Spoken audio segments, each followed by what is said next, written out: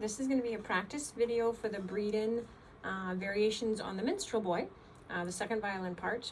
I am really enjoying this piece so far. I think it's a lot of fun, but maybe that's just because I like to play triplets, which there are a ton of in this piece. A couple of things to watch out for. Watching specifically when we change from like the theme to variation 1 to variation 2, we are pausing at the end of each variation or the theme before we move on to the next section.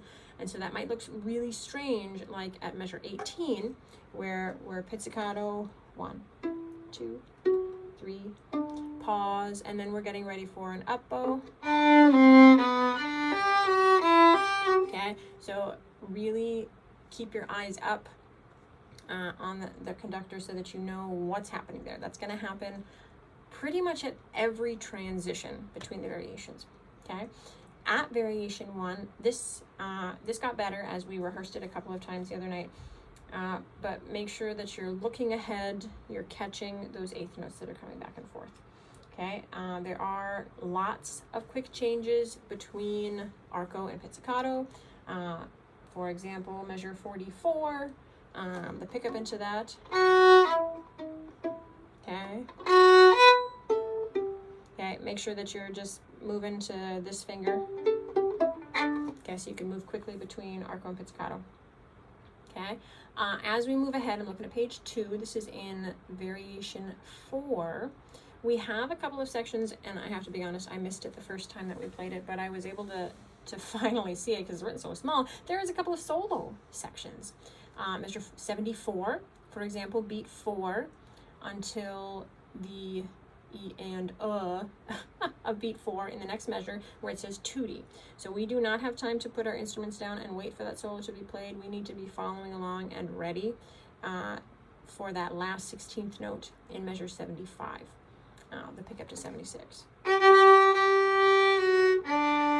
Okay, there's another solo section that comes later in measure 87.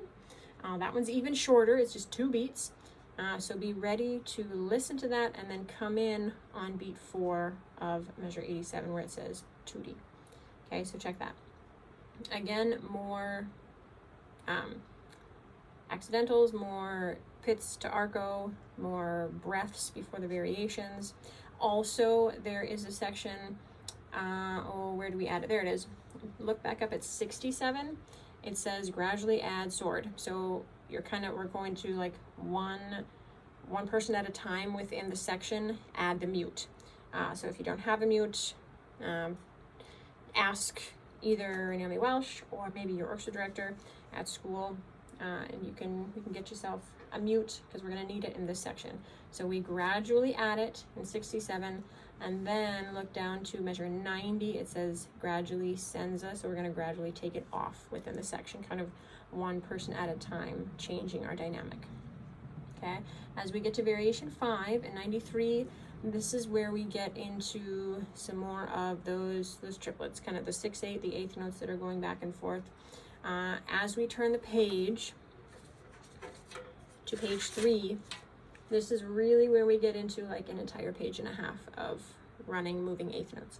So this is a section where I suggest you do rhythms. And if you haven't watched the video on the bambula yet, let me explain what rhythms are.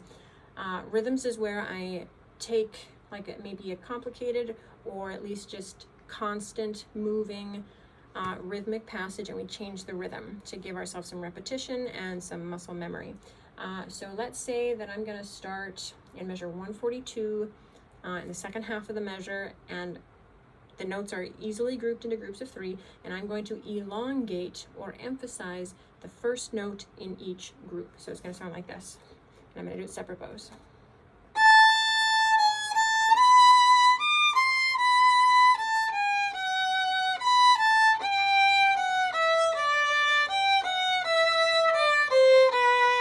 Okay, now I'm going to emphasize the second note in each group.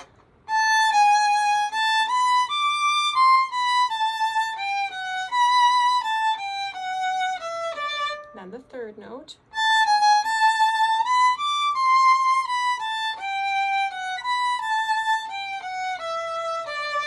Okay, then once I've done that, and now honestly, to do that for this entire section would be really, really tedious, and you might get lost. So I suggest breaking it down into like groups of 4 or even groups of 6 or 8 measures at a time.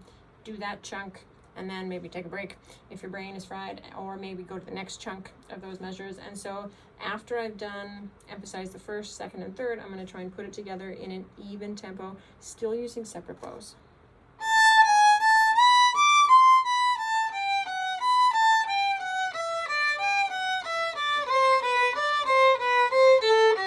Okay, and then I will go back and add the slurs, and I think I'm starting up, but we're going to guess. 1, 2, 3.